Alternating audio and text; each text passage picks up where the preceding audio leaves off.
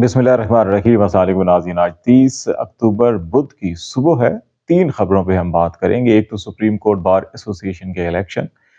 जिसके बारे में ये कहा जा रहा है कि आसमा जहांगीर ग्रुप तो जीत गया, लेकिन आसमा जहांगीर की सोच और फिक्र हार गई। इसकी कुछ तफसीलात आपसे शेयर करेंगे। और फिर सुप्रीम कोर्ट ऑफ पाकिस्तान में इस वक्त जो जजेस की तादाद है और उस तादाद में इजाफा करने के पीछे जो इस वक्त हुकूमत की सोच है कि सुप्रीम कोर्ट ऑफ पाकिस्तान में अपने दस्तखती या अपने हमायती जजेस की अक्सरियत हासिल करने के लिए जो सरतोड़ कोशिशें की जा रही हैं, उन कोशिशों का तज़किरा और उन कोशिशों से जुड़ी हुई जो आईनी तरमीम थी अभी 26वीं, और फिर आगे सोचा जा रहा है कि जिस तरह से कानून के अंदर या आइन के अंदर तरमीम की जाए,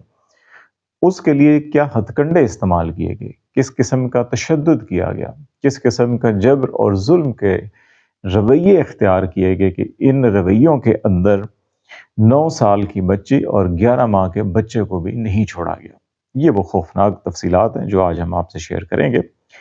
सबसे पहले सुप्रीम कोर्ट बार के इलेक्शन में अभी नताइज जो है कि वो सामने आए हैं। गुज़श्ता वीलॉग के अंदर भी हमें जो इब्तदाई तौर के ऊपर नताइज मौसूल हो रहे थे, उसके तनाजुर के अंदर ये दिखाई दिया जा रहा था कि आसमा जहांगीर ग्रुप के रऊफ अता साहब जो है कि वो लीड में थे प्रेसिडेंट की सीट के ऊपर, और सेक्रेटरी की सीट के ऊपर interestingly Hamid Khan group, professional group जिसको कहते हैं, और आसमा जहांगीर ग्रुप का जो इंडिपेंडेंट ग्रुप है उसको याद किया जाता है इस नाम से। लेकिन प्रेसिडेंट जो है कि वो आसमा जहांगीर ग्रुप इंडिपेंडेंट ग्रुप का जो है वो कामयाब हुआ, और जो जनरल सेक्रेटरी हैं वो professional group Hamid Khan group के जो है कि बड़े अच्छे मार्जिन से लीड से जो है वो कामयाब हुए, जबकि प्रेसिडेंट के अंदर मार्जिन उतना ज़्यादा नहीं है। और फिर प्रेसिडेंट के इलेक्शन के अंदर लाहौर में ख़ास तौर के ऊपर जो बदनज़मी देखने को मिली, और फिर जो मुनीर काकड़ साहब जो हामिद खान ग्रुप के उम्मीदवार थे सदर के, और उनके एतराज़ पर, और फिर वहाँ पे जो गिनती की जा रही थी, वो जो पोलिंग एजेंट्स थे उनकी निशानदेही के ऊपर सीट के नीचे से वोट या बैलेट वो निकले जो मुनीर काकड़ साहब के हक में वोट डाले गए थे, उनको निकाला गया, छुपाया गया, फिर उसमें से कुछ बरामद भी हुए। तो जिस तनाजुर के अंदर जो है कि इस इलेक्शन को भी माजी में कभी ऐसा नहीं हुआ कि सुप्रीम कोर्ट बार के या वकला के इलेक्शन में इस किस्म की धांधली या इस किस्म की जो है कोई चीज़ों की शिकायत की गई हों, लेकिन इस टाइम ना सिर्फ शिकायत बल्कि प्रैक्टिकली वो चीज़ें बरामद भी हुई, और इसके ऊपर जो है काफ़ी लेदे हुआ। लेकिन कतई नज़र इसके कि प्रेसिडेंट अभी जो है कि वो आसमा जहांगीर ग्रुप के, और सेक्रेटरी जो है कि वो हामिद खान ग्रुप के, और इनका डिफरेंस भी दोनों का काफ़ी ज़्यादा है। और ये बड़ा इंटरेस्टिंगली अमूमन जो है कि यहाँ पर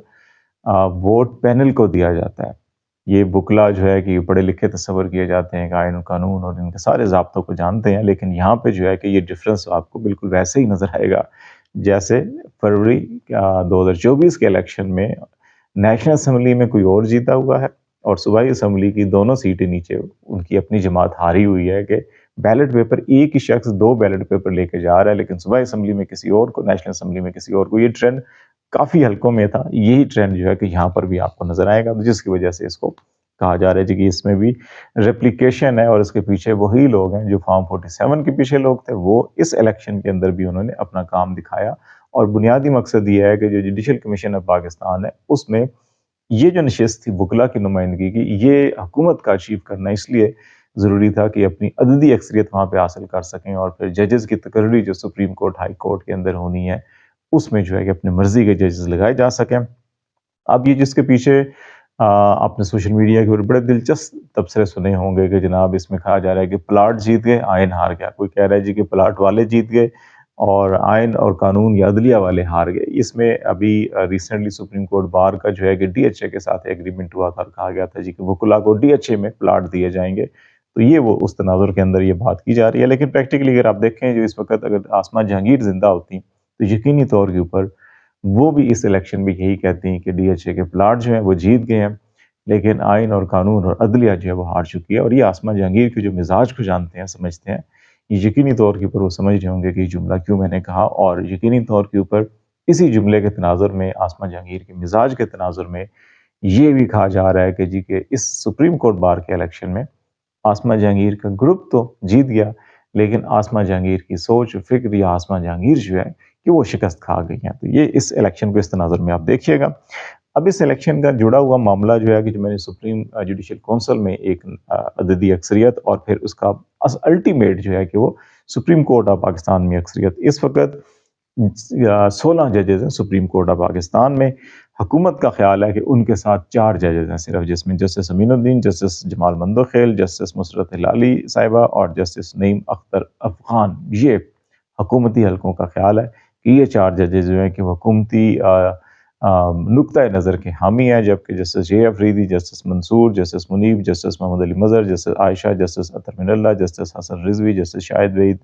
عرفان سعادت اور justice Shahzad Ahmed, justice Aqeel Abbasi, justice Shahid Bilal, ان کے بارے میں حکومت کا خیال ہے کہ شاید یہ ان کے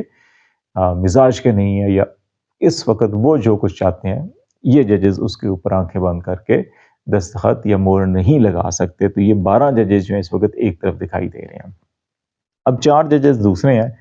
7 ججز اگر سپریم کورٹ آف پاکستان کے ججز کی تعداد ابھی بڑھائی جاتی ہے، ابھی 2 دن بعد جو پلان حکومت کر رہی ہے کہ اس وقت ایک نیا بل جو ہے دانیال چودھری جو ہیں کہ ان کا یہ بل ہے جس میں یہ کہا گیا ہے کہ ججز کی تعداد 17 سے بڑھا کر 23 کی جائے. تو اس طرح سے 6 ججز کی تعداد بڑھانے کی اس میں ڈیمانڈ کی جا رہی ہے. ایک سیٹ جو ہے قاضی فائز عیسیٰ صاحب کے ریٹائر ہونے کی وجہ سے خالی ہے، تو یہ 7 نئے ججز کی تقرری ہونی ہے. حکومت یہ سمجھتی ہے کہ اگر جوڈیشل کمیشن آف پاکستان کے اندر ان کو اکثریت مل جاتی ہے تو پھر یہ 7 ججز وہ اپنی مرضی کے، کیونکہ اب پینل ایک جج کے لیے پینل آنا ہے ہائی کورٹ سے، پھر یہ نہیں ہے کہ سینئر موسٹ ججز آ جائیں گے. تو 3 کا اگر پینل آئے گا تو اس میں حکومت کو پک اینڈ چوز کے لیے اچھا مارجن ہوگا اور اس میں ان ججز کا انتخاب کیا جائے جو حکومت کے فیوریبل ہوں. اس طرح سے وہ 7 ججز آئیں گے تو یہ 4 پہلے سے جو حکومت کی حامی ہے تو یہ 11 ہو جائیں گے، اور جسٹس جے افریدی کے اس وقت اور یہ جو گروپ ہے وہ اگر وہ 12 ہیں تو پھر 1-2 ججز کو مینیج کرنا یا ان کو جس انداز کے اندر ابھی ووٹ مینیج کیے جا رہے ہیں یا نمبر پورے کیے جا رہے ہیں پارلیمنٹیرین کے ساتھ سلوک کر کے. اور اسلام آباد ہائی کورٹ کے 6 ججز کے خط کو قطعاً مت بھولیے گا آپ، جس طرح انہوں نے کہا کہ کس طرح سے ایگزیکٹو اور انٹیلیجنس ایجنسیز دباؤ ڈالتی ہیں اپنے مرضی کے فیصلے کرنے کے لیے. تو اس طرح سے کر کے ایک بھی جج اگر ادھر سے کوئی مینیج کر لیا گیا تو یہ پلڑا بھاری ہو جائے گا حکومت کا. تو اصل گیم جو ہے اس کے پیچھے یہ ہے. اب ہم آ جاتے ہیں آئینی ترمیم، جو اس کے ساتھ جڑا ہوا معاملہ. ہم نے کیوں یہ ججز کے خط کا حوالہ دیا اور یہ ساری بات کی. اب آئینی ترمیم کے لیے کیا کیا حربے استعمال کیے گئے؟ ابھی تک خاموشی تھی، لیکن چودھری اعجاز صاحب اور حاجی امتیاز صاحب جو ایم این اے ہیں، اور چودھری اعجاز صاحب بھی ایم این اے رہ چکے ہیں، ان کی چودھری اعجاز صاحب کی اہلیہ اور حاجی امتیاز صاحب کی جو بھابھی ہیں ان کی جو ہے کہ یہ پریس کانفرنس ہوئی اسلام آباد میں، اور انہوں نے یہ کہا کہ 25 سے 30 افراد ان کے گھر میں 4-5 گاڑیوں پر تشریف لائے، اور وہ کوئی رات تقریباً 9 بجے جو ہے کہ ان کے گھر میں داخل ہوئے، اور 1 بجے تک جو ہے کہ وہ وہاں پہ مار کٹائی، تشدد اور اس قسم کی حرکتیں کرتے رہے. خواتین کو گھسیٹا گیا، ملازمین کو جو ہے کہ وہ فرش پہ لٹا کے لوہے کے پائپوں سے ان کے اوپر تشدد کیا گیا. بچوں کو کمروں میں بند کیا گیا. 9 سال کی بچی کی جو ہے تصویر دکھائی گئی، 11 ماہ کے بچے کو کھینچا گیا، ان کو نہیں چھوڑا گیا. گالیاں اور زبان اس قسم کی استعمال کی گئی کہ ان خواتین نے کہا کہ وہ میڈیا پر بیٹھ کر بیان نہیں کر سکتی. وہ ان کو شرم و حیا کا عنصر جو ہے کہ اس کے اندر آپ خود اندازہ لگا سکتے ہیں کہ کیا باتیں کی گئی ہوں گی. اور ایک آدمی جو ہے کہ وہ ان کے پاؤں پر کھڑا ہو گیا، خاتون کے پاؤں کے اوپر کھڑا ہو گیا اور کہا کہ شوہر سے بات کرواؤ اور جہاں بھی ہے اس کو بلواؤ. اور یہ جب انہوں نے بعد میں اس وقوعے کے بعد اپنے میاں سے رابطہ کیا تو پھر انہوں نے یہ کہا کہ 15 پر کال کر کے ساری صورتحال سے آگاہ کریں تاکہ آپ کو وہاں سے کوئی مدد مل سکے. انہوں نے کہا جی ہم نے 15 پر بھی کال کی مگر وہاں سے کوئی مثبت رسپانس نہیں ملا. اور 11 اکتوبر سے لے کے اب تک انہوں نے کہا جی کہ روز ہی کوئی صبح یا شام کو کوئی نہ کوئی آتا تھا، دھمکیاں دی جاتی تھی اور کہا جاتا تھا یہ اگر آپ باہر بات کریں گے، کسی کو بتائیں گے تو پھر آپ کا اس سے زیادہ جو ہے برا حال کیا جائے گا. اور گزشتہ شام 6 بجے جو ہے کسی مشینری بلڈوزر وغیرہ لائے گئے اور ان کے گھر کے آگے جو ہے توڑ پھوڑ کی گئی، اور یہ کہا گیا جی کہ وہ CDA کا عملہ تھا کہ آپ کی ناجائز یہاں پہ تجاوزات ہیں آپ کے اور ان کو گرانے ہیں، اور کوئی نوٹس کچھ نہیں کیا گیا. یہ وہ صورتحال ہے جس کی عکاسی ہوتی ہے کہ پاکستان میں آئینی ترمیم کس انداز میں کروائی گئی. اب یہ سپریم کورٹ جو ہے کہ یہ دیکھنا ہوگا کہ دفعہ 164 کا بیان کیوں رکھا گیا قانون میں. اگر تھانوں کے اندر یا جو